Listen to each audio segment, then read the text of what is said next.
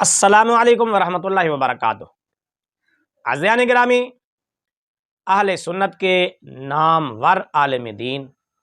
علامہ doctor محمد اشرف آصف جلالی مدد ذیلہ العالی نے کچھ عرصہ پہلے مسئلہ فدق پر گفتگو کرتے ہوئے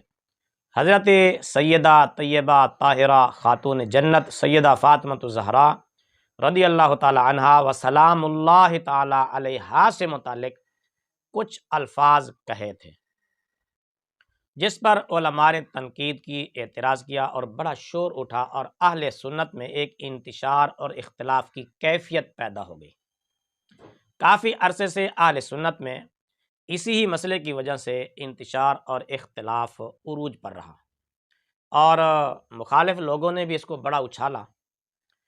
اب انہوں نے اپنے اس مسئلہ سے رجوع کر لیا اور اپنے الفاظ واپس لے لیے۔ یہ رجوع کیوں کیا، الفاظ واپس کیوں لیے، اس کا پس منظر کیا تھا، اس کی حقیقت کیا تھی، یہ میں آگے آپ کو چل کر بتاتا ہوں۔ رجوع کن علماء کے سامنے کیا؟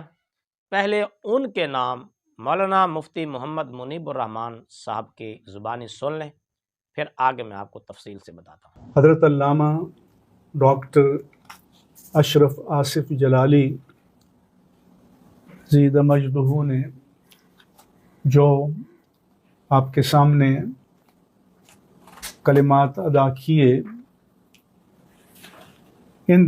کلمات کو اکابر علماء اہل سنت نے قبول کیا ہے اور اس کی تائید کی ہے۔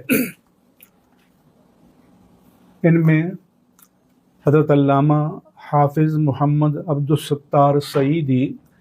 شیخ الحدیث جامعہ نظامیہ رضویہ لاہور،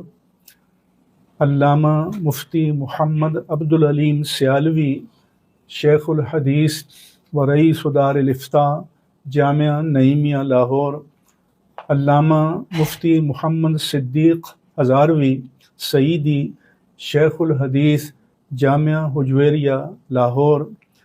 علامہ مفتی حبیب احمد نقشبندی مفتی اعظم بلوچستان و محتمم جامعہ اسلامیہ نوریہ کوئٹہ،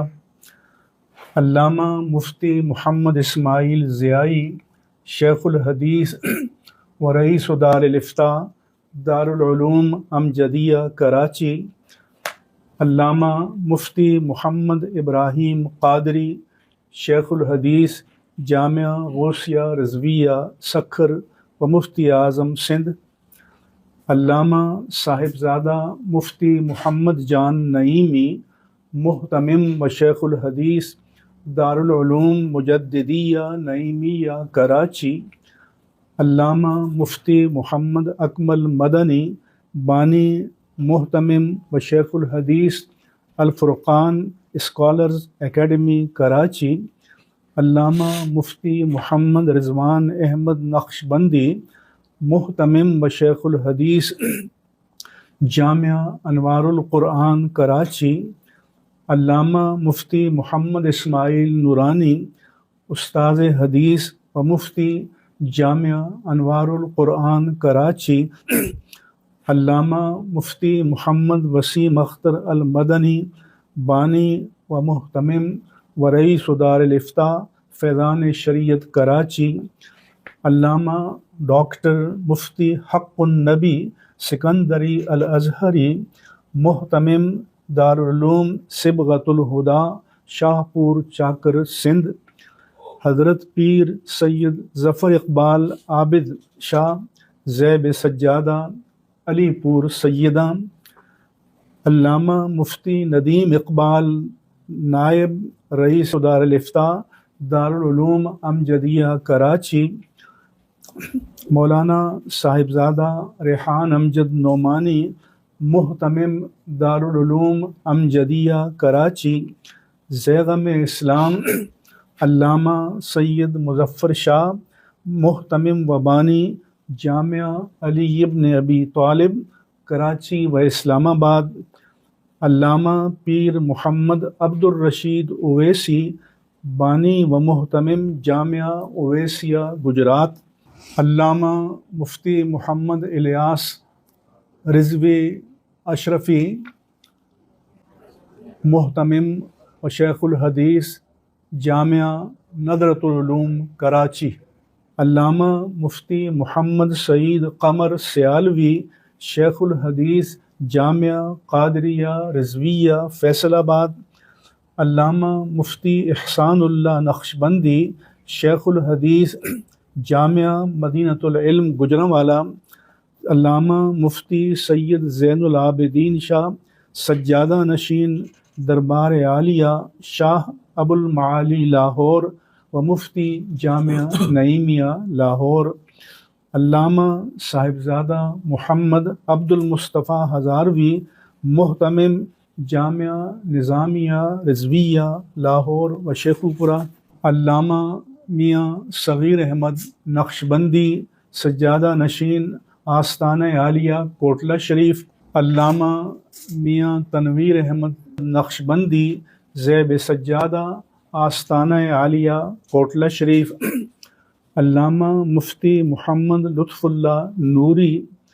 शेखुल हदीस व मुहतमिम जामिया बदरुल उलूम नूरुल कुरान बसीरपुर। ये इनमें से कुछ हज़रात मौजूद हैं और कुछ इस मजलिस में मौजूद नहीं हैं। इन सब ने इस तहरीर को पढ़ा, इसकी तौसीक़ की, तस्दीक़ की और तस्वीब किया और मुश्तरका तौर पर इसके बारे में ये शरई फ़ैसला जारी किया है। सय्यदतु निसाए अहलिल जन्ना व सय्यदतु निसाइल आलमीन बिदातुर रसूल सैयदा फ़ातिमा रज़ियल्लाहु ताला अन्हा के बारे में एक बहस के दौरान अल्लामा डॉक्टर मोहम्मद अशरफ आसिफ जलाली ने एक जुमला बोला,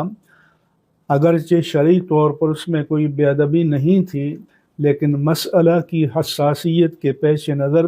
अहले सुन्नत व जमात में एक इस्तिराब पैदा हुआ और फ़ी मा बैनल मसलक एक नाखुशगवार सूरत हाल पैदा हुई। बाज़ अकाबिर अहले सुन्नत एक अरसे से खालिस अल्लाह ताला और उसके रसूल मुकर्रम सल्लल्लाहु अलैहि व आलिहि वसल्लम की रज़ा के लिए अहले सुन्नत व जमात को इस इब्तिला से निकालने के लिए कोशां थे। जी अज़ीज़ान गिरामी, आपने उन उलमाए किराम के नाम सुन लिए जिनके सामने अल्लामा डॉक्टर मोहम्मद अशरफ आसिफ जलाली साहिब ने रुजू किया, अपने अल्फाज वापस लिए। उन उलमा ने इनके इस रुजू को कबूल किया भी है या नहीं, ये भी मैं आपको आगे चलकर बताता हूँ। पहले अल्लामा डॉक्टर मोहम्मद अशरफ आसिफ जलाली साहब के वो अल्फाज रुजू सुन लें, फिर आगे मैं आपको तफसील से बताता हूँ कि इस रुजू की हकीकत क्या है। मसला फ़दक पर रवाफ़िज़ के रद में गुफ्तगू करते हुए जो मैंने ये कलिमात बोले थे, जब मांग रही थीं तो ख़ता पर थीं, यहाँ लफ्ज़ ख़ता से मेरी मुराद क़ती तौर पर ख़ताए इज्तिहादी ही थी, जिस पर कलाम का माक़बल, जिसमें सैयदा पाक रज़ी अल्लाह ताला अन्हा को महफूज़ा के लक़ब से ज़िक्र किया गया है और कलाम का माबाद भी दलालत करता है, जिसकी मैंने बाद में ख़ुद वजाहत भी कर दी थी। अवाम में जो अल्फाज वायरल हुए उन्हें माक़बल और माबाद से काट के वायरल किया गया, चूँकि राहत जान रसूल सल्लल्लाहु अलैहि वसल्लम हज़रत सैयदा ज़हरा बतूल रज़ी अल्लाह ताला अन्हा के आदाब का मामला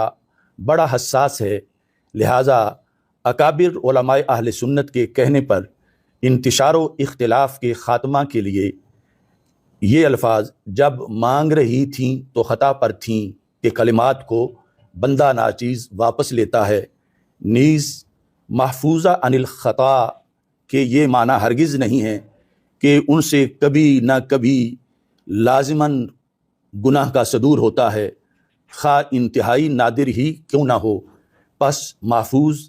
अल्लाह ताला के फ़ज़ल से गुनाह से बिल्कुल महफूज भी हो सकता है और सैयदा फ़ातिमातुज़ ज़हरा रज़ी अल्लाह ताला अन्हा हमेशा महफूज रहीं। मेरी किसी तकरीर या तहरीर से इसके बरक्स मफ़हूम का तासुर पैदा होता है तो मैं उससे भी बरात का ऐलान करता हूँ। बेख़ता बेगुनाह सैयदा ज़हरा रज़ी अल्लाह ताला अन्हा। अलबत्ता बाज़ अकाबिर से ख़ताए इज्तिहादी मनकूल है اور وہ محفوظ ہونے کے منافی نہیں ہے۔ اب بھی کسی کو میری اصل گفتگو میں لفظ اجتہادی کی صراحت نہ کرنا نامناسب معلوم ہوتا ہے، اگرچہ اصول کے مطابق یہ صراحت ضروری نہیں تھی، یا میری کسی تقریر یا تحریر سے میرے بیان کردہ موقف کے خلاف میرے بارے میں کسی بات کا گمان ہوا ہو تو پھر بھی بندہ ناچیز سیدات نساء العالمین و سیدات نساء الجنہ حضرت سیدہ فاطمۃ الزہراء علی ابیہا و علیہ الصلاۃ والسلام کی بارگاہ میں معافی کا خواستگار ہے۔ نیز میں سیدہ پاک رضی اللہ تعالی عنہا کے وسیلے سے دعا کرتا ہوں کہ اللہ تعالیٰ میری ہر لغزش کو معاف فرمائے اور آئندہ بھی فکری کجی اور لفظی زلات سے محفوظ فرمائے۔ روافظ کے چوتھے دعوے کا جواب میں نے اب اجمالی کر دیا ہے کہ اہل السنہ والجماعہ کے نزدیک حضرت سیدہ طیبہ طاہرہ فاطمۃ الزہراء رضی اللہ تعالی عنہا و سلام اللہ علی ابیہا و علیہا سمیت جملہ صحابہ کرام رضی اللہ تعالی عنہم و اہل بیت اعظام علیہم الرضوان معصوم نہیں ہیں، البتہ یقیناً محفوظ ہیں، اور مسئلہ فدق میں حضرت ابو بکر صدیق رضی اللہ تعالی عنہ حق پر ہیں اور مصیب ہیں، معاذ اللہ ہرگز غاصب نہیں ہیں۔ جی عزیزان گرامی، آپ نے وہ الفاظ بھی سن لیے ڈاکٹر صاحب کی زبانی جن سے انہوں نے رجوع کیا اور اپنے الفاظ واپس لیے۔ وہ الفاظ کیا تھے وہ بھی آپ نے سن لیے۔ یہ رجوع کیا کیوں ہم علامہ صاحب نے، اس کی وجہ کیا تھی، اس کا پس منظر کیا تھا، میں آپ کو بتاتا ہوں۔ اس لیے کہ ان الفاظ کی وجہ سے اہل سنت میں کافی عرصے سے اختلاف و انتشار کی کیفیت تھی۔ علماء کرام نے مل بیٹھ کر ڈاکٹر صاحب سے بھی بات کی، سمجھایا، ان کی سمجھ میں بھی بات آ گئی کہ واقعی ان مسائل سے اہل سنت اختلاف کا شکار ہے۔ یقیناً انہوں نے بڑے پن کا مظاہرہ کرتے ہوئے علماء کی بات کو قبول کیا اور ان کے سامنے بیٹھ کر اپنے الفاظ واپس لے لیے۔ جن علماء کے سامنے انہوں نے رجوع کیا ہے ان کے نام آپ پہلے سن چکے، اہل سنت کے بڑے جید علماء کرام، نامی گرامی علماء جن کی بات میں ایک وزن ہے۔ کچھ لوگ اب بھی اپنی اصلیت کی بنا پر اور اپنے ایک گھٹیا پن سے مجبور ہو کر، میں نے ایک دو کمنٹ دیکھے جو کہتے نہیں جی یہ محض ڈرامہ ہے، یہ کچھ بھی نہیں ہے، تو اس رجوع کے باوجود بھی اب اگر کوئی ان کے رجوع کو قبول نہیں کرتا اور اس رجوع کو رجوع نہیں مانتا تو یقیناً وہ علماء اہل سنت اور اہل سنت کا مخالف ہے، مخلص نہیں ہے۔ میں نے کئی کمنٹس دیکھے جو نیچے کمنٹ کر رہے ہیں نہیں جی یہ ایک ڈرامہ ہے، یہ محض ایک ڈرامہ بازی ہے۔ ڈرامہ بازی نہیں، حقیقت ہے۔ اہل سنت کے اندر انشاءاللہ العزیز اب اتفاق کی فضا جو ہے وہ قائم رہے گی، امید ہے انشاءاللہ یہ فضا برقرار رہے گی۔ تو بہرحال مخالفین کے منہ بند ہو گئے اور ان کا جو ایک محض ایک ہتھیار کے طور پر جو اس چیز کو استعمال کر رہے تھے ان کا وہ ہتھیار بھی اب ختم ہو گیا، اور انشاءاللہ العزیز اہل سنت کے خلاف اٹھنے والی اب ہر زبان بند ہوگی۔ اس رجوع سے بہت فوائد حاصل ہوں گے اہل سنت کو، اور انشاءاللہ العزیز آپ دیکھیں گے کہ اس سے اہل سنت کو بڑی تقویت حاصل ہوگی۔ اور یہ جو رجوع کر لینا یہ کوئی چھوٹا پن نہیں ہے، اپنی غلطی کا اعتراف کر لینا، رجوع کر لینا یہ بڑے پن کا مظاہرہ ہوتا ہے اور یہ عالم کی نشانی ہوتی ہے۔ اپنی غلطی کو اعتراف مان لینا، اپنی غلطی کو قبول کر لینا، مان لینا اور اس سے رجوع کر لینا، یہ تو جب ہم اسلاف کی طرح دیکھتے ہیں تو ان کے متعلق تو فقہی کتب میں جا بجا یہ اقوال نظر آتے ہیں۔ کہیں حضرت امام اعظم ابو حنیفہ رضی اللہ تعالیٰ عنہ سے متعلق، کہیں حضرت امام شافعی، امام احمد بن حنبل، امام مالک رحمۃ اللہ تعالیٰ علیہ اجمعین، سب سے متعلق ان کا پہلا قول یہ تھا، پھر انہوں نے رجوع کر لیا، ان کا دوسرا قول یہ ہے۔ یہ تو فقہ اور اصول فقہ کی کتب میں عام اقوال موجود ہیں ان کے۔ تو اپنی بات سے، اپنی غلطی سے رجوع کر لینا، اعتراف کر لینا، الفاظ واپس لے لینا، یہ فقہا، محدثین، علماء کی نشانی ہوتی ہے۔ اور اپنی غلطی پر ڈٹ جانا اور اس کو غلطی نہ تسلیم کرنا، یہ کون ڈٹ گیا تھا اپنی غلطی پر؟ سب جانتے ہیں، جس نے اپنی غلطی کو غلطی نہیں مانا تھا اور یہ کہہ دیا تھا کہ انا خیر منہ، نہیں میں ہی بہتر ہوں۔ او بھائی، اپنے آپ کو بہتر نہ سمجھنا، اپنے غلطی کا اعتراف کر لینا، یہ صالحین کا طریقہ ہے، بزرگان دین کا طریقہ ہے، یہ علماء کی پہچان ہے۔ اس کے باوجود بھی اگر کوئی انتشار کو، اختلاف کو ہوا دے گا تو یقیناً وہ مخالف اہل سنت ہوگا، وہ اہل سنت میں سے نہیں ہوگا۔ امید ہے کہ تمام علماء کرام جو وہاں پر موجود تھے انہوں نے ان کے رجوع کو قبول کر لیا اور اس کا ازالہ کر دیا۔ امید ہے باقی علماء کرام بھی اس کو قبول کر کے اور انتشار اور اختلاف کی جو ایک کیفیت ہے وہ ختم کریں گے۔